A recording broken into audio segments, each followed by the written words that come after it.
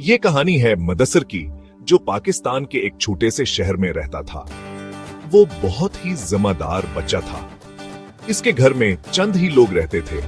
उसके वालिद साहब, वालिदा, एक बड़ी बहन, एक बड़ा भाई, खुद मुदस्सिर जो तीसरा नंबर था, और एक छोटी बहन, यानी कुल छाफराद पर मुश्तमिल एक आमसामगर प्यारा सा घराना था। जब आसिफ के वालिद साहब की शादी हुई थी तो वो गांव में रहते थे। मुदस्सिर के 3 चा और फूफियां थी। उनमें से एक फूफी का इंतकाल हो चुका था। ये फूफी का एक बेटा था जो मां के इंतकाल के बाद अपने नाना नानी के घनी मुदस्सिर के घर आ गया था। ये सब लोग गभत साधा मजाजे थे। गांव कैरहन सहब हियामसी थिया और घर के हालात भी कुछ खास नहीं थे।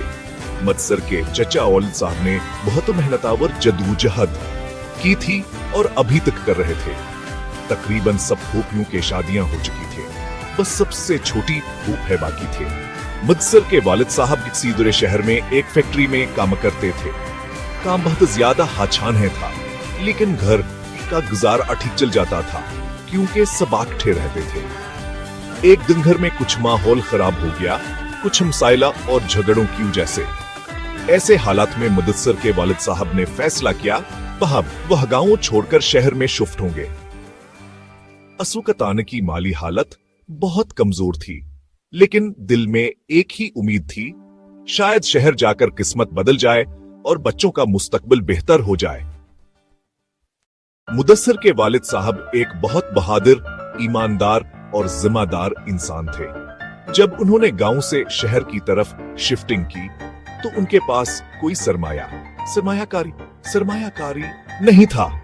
ऐसे वक्त में उन्होंने अपनी बीवी का 5 तोले सोना बेच दिया, जो इस वक्त तकरीबन 25,000 रुपए में फरोख्त हुआ।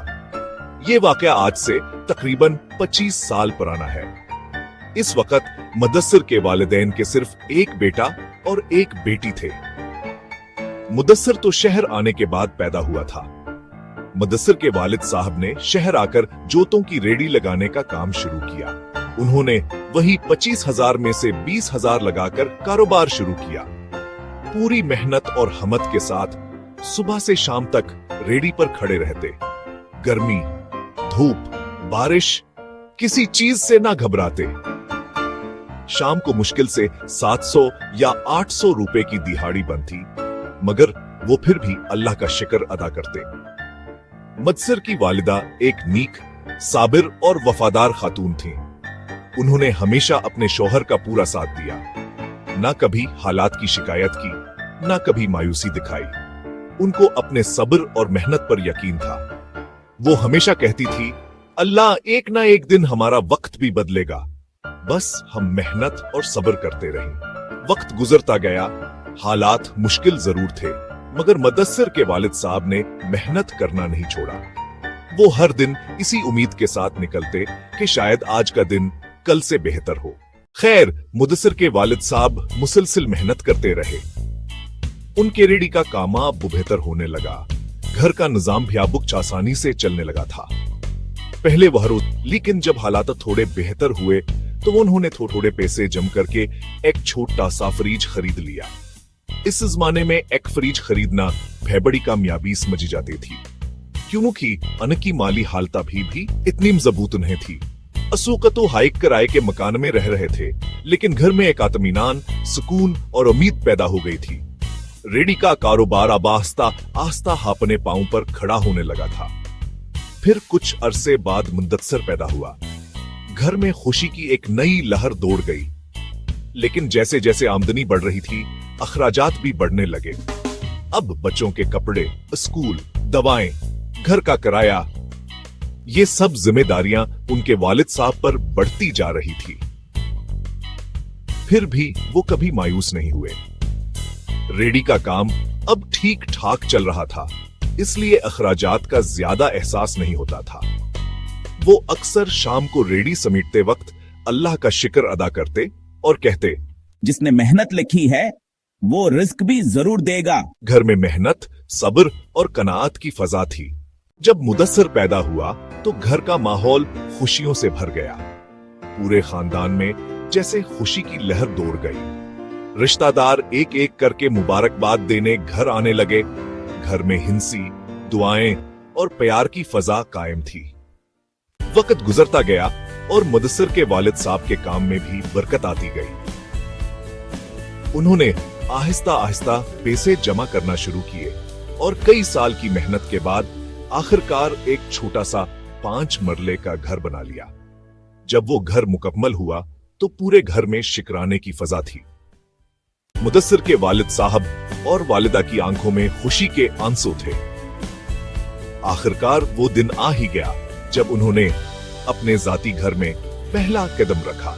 लेकिन जैसा कि हमेशा होता है, जिंदगी आजमाइशों से खाली नहीं होती। घर बनाते बनाते जो भी पैसे जमा किए थे वो सब खर्च हो गए। फिर एक बार उन पर माली तंगी आ गई, मगर दिल में सुकून था कि अब छत अपनी है। मुदस्सिर के वालिद साहब अक्सर कहते थे, घर छोटा हो या बड़ा, अपना हो तो अल्लाह की सबसे बड़ी नेमत है। लेकिन होता वही है जो अल्लाह को मंजूर होता है। अभी उन्हें अपने इस नए घर में ज्यादा वक्त रहना नसीब नहीं हुआ, क्योंकि मुदस्सिर के वालिद साहब अपने पैर साहब के मरीद थे। वो अल्लाह के नीक बंदों से बेहद मोहब्बत और अकीदत रखते थे।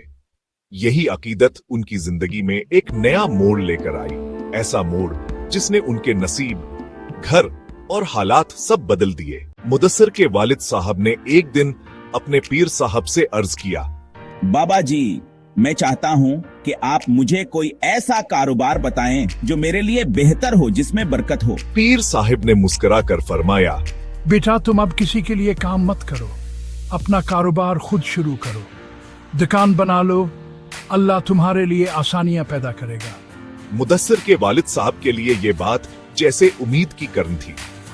उन दिनों उन्होंने अपना घर बेचा हुआ था और उनके पास थोड़े बहुत पैसे जमा थे। दिल में कुछ परेशानी जरूर थी कि घर चला गया, लेकिन दिल के किसी कोने में यकीन भी था कि अगर नीयत साफ हो तो अल्लाह जरूर बरकत अता फरमाता है। उन्होंने अर्ज किया, बाबा जी, क्या कपड़ों का कारोबार मेरे लिए बेहतर रहेगा? पीर साहब ने चेहरे पर मुस्कुराहट के साथ फरमाया, हाँ बेटा, कपड़ों का काम तुम्हारे नसीब में रिज़्क़ के हलाल के दरवाजे खोल देगा। जाओ, नीयत साफ रखो, मेहनत करो, कामयाबी तुम्हारे कदम चूमेगी। ये सुनकर मुदस्सिर के वालिद साहब का दिल जैसे फूल गया। उनके चेहरे पर इत्मीनान और खुशी साफ दिखाई दे रही थी। अब उनके सामने एक नया सफर, एक नया ख्वाब था। दिल में अलबत्ता एक चुभन भी थी। घर तो फरोख्त हो चुका था, अब रहाइश के लिए फिर से किराए का मकान ढूंढना था।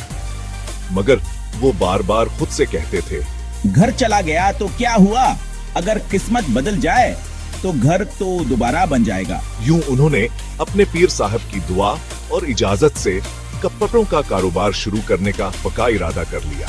उन्हें नहीं मालूम था कि ये फैसला इनकी जिंदगी में खुशियों और आजमाइशों दोनों का सबब बनने वाला है।